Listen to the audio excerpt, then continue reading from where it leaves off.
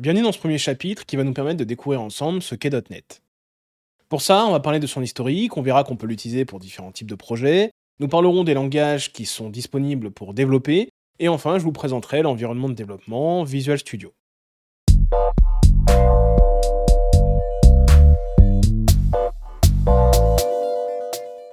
Alors né au début des années 2000, .NET Framework vient unifier la manière de développer des applications sous Windows.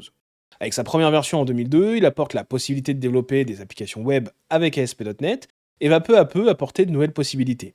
On va avoir des web services en 2005, des applications de bureau en 2006, le pattern MVC pour les applications web en 2009, qui fait l'objet d'un cours sur cette chaîne, les API web en 2013, qui fait aussi l'objet d'une vidéo dédiée sur la chaîne. Le problème, c'est que .NET Framework est très lié à Windows. Il est lourd, il est pratiquement impossible de le faire évoluer en profondeur, et dans un monde où l'on héberge des applications dans des conteneurs, Microsoft se devait de réagir.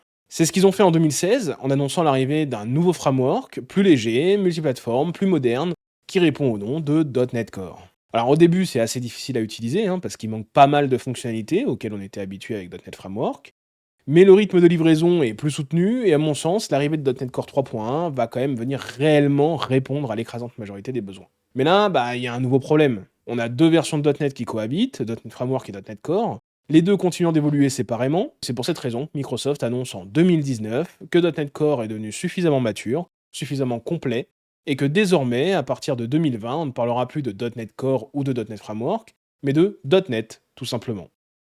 Il y aura désormais une version par an, à commencer par .NET 5, et à partir de .NET 6, une sur deux sera une version LTS, c'est-à-dire avec un support plus long, entre autres pour les mises à jour et les correctifs. Alors à ce jour, il existe deux versions LTS, .NET 6 et .NET 8.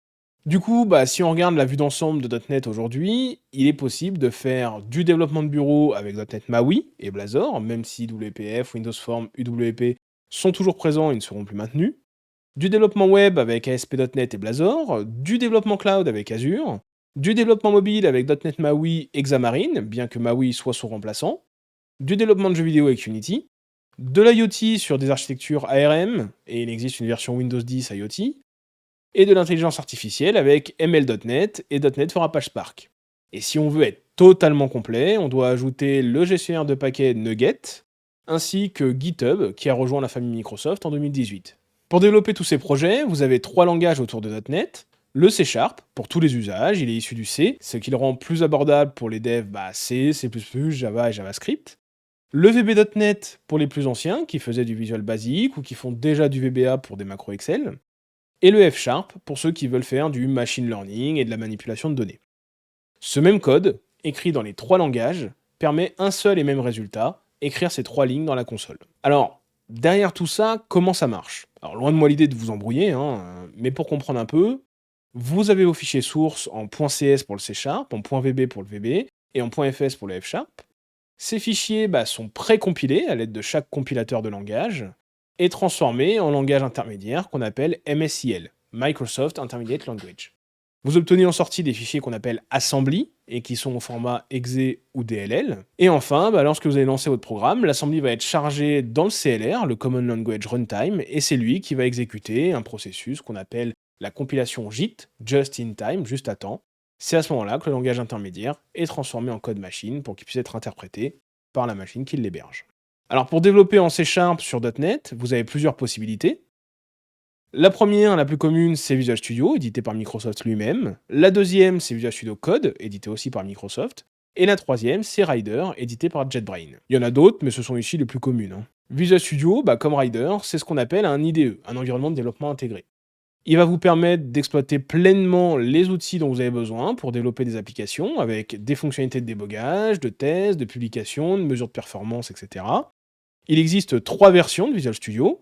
La version Community, c'est la version gratuite, à peu près équivalente à la version professionnelle en termes de fonctionnalité, mais elle est prévue que pour les équipes de moins de 5 personnes dans une entreprise qui fait moins d'$1 million de chiffre d'affaires, ou sinon pour pouvoir l'utiliser, il faut que ce soit pour des projets open source ou pour des étudiants.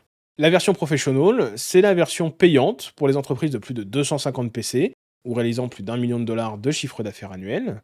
Et enfin, la version Enterprise, c'est la version pour les plus grandes entreprises avec davantage de fonctionnalités de débogage avancé. Visual Studio Code, lui, il est gratuit, mais c'est une sorte d'éditeur de code, un peu comme Notepad++, avec plein de plugins qu'il va falloir installer pour arriver à développer ce que vous souhaitez, en .NET ou non d'ailleurs. Et enfin, Rider n'a pas de version gratuite, vous pouvez soit payer mensuellement 18 € par mois, soit payer annuellement. C'est 179 € la première année, 143 € la deuxième, et 107 € les années suivantes. Dans le cas de ce cours, moi je vais utiliser uniquement Visual Studio en édition Community, qu'on va découvrir ensemble dès maintenant. Pour télécharger Visual Studio, rendez-vous simplement sur un moteur de recherche, vous tapez Visual Studio et vous allez pouvoir aller sur le site de Visual Studio, donc visualstudio.microsoft.com. Ici, vous allez arriver sur la page d'accueil et vous allez avoir la possibilité de télécharger Visual Studio, soit Visual Studio Code, soit Visual Studio. En ce qui me concerne, ici, je vais télécharger la version Community. Une fois terminé, vous l'ouvrez et vous allez arriver ici sur l'installeur de Visual Studio. En ce qui me concerne, j'ai déjà des versions installées de Visual Studio. Si je fais modifier, vous allez arriver sur quelque chose comme ça, qui va vous demander de choisir quelles sont les charges de travail que vous voulez installer. Pour suivre ce cours, vous allez pouvoir installer uniquement développement.NET Desktop ici. Et si vous voulez suivre les autres cours sur la chaîne, vous pourrez installer notamment développement web et ASP.NET. Mais ça, vous aurez toute l'occasion de revenir dessus plus tard. Une fois que c'est fait, vous allez cliquer en bas sur Installer.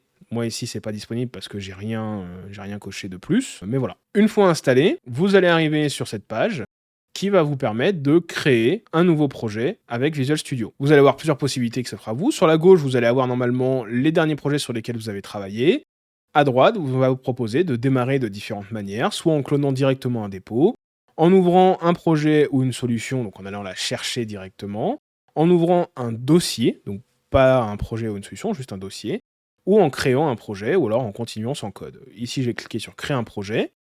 Et de la même manière, dans la partie gauche, vous allez retrouver les modèles de projet sur lesquels vous avez travaillé récemment. Dans la partie droite, vous allez retrouver tous les modèles de projet. Et nous, dans le cadre de ce cours, on va travailler sur une application console. Donc moi, elle est déjà présente ici, sinon elle est là. Et vous allez pouvoir la sélectionner. Quand vous faites suivant, on va vous demander le nom du projet que vous souhaitez positionner. Donc ici, je vais l'appeler présentation. Vous pouvez choisir l'emplacement dans lequel sera installer le projet, le nom de la solution. Une solution, en fait, c'est un conteneur qui va pouvoir embarquer plusieurs projets. Vous pouvez choisir de placer la solution et le projet dans le même répertoire. Donc ça, c'est selon vos besoins et vos envies. Suivant. On va vous demander quelle version de .NET vous souhaitez choisir pour ce projet. Donc ici, moi j'en ai plusieurs qui sont installés sur mon poste, donc du coup il m'en propose plusieurs. Je vais rester sur .NET 8, où il nous précise bien que c'est bien la dernière version avec une prise en charge à long terme, donc une version LTS.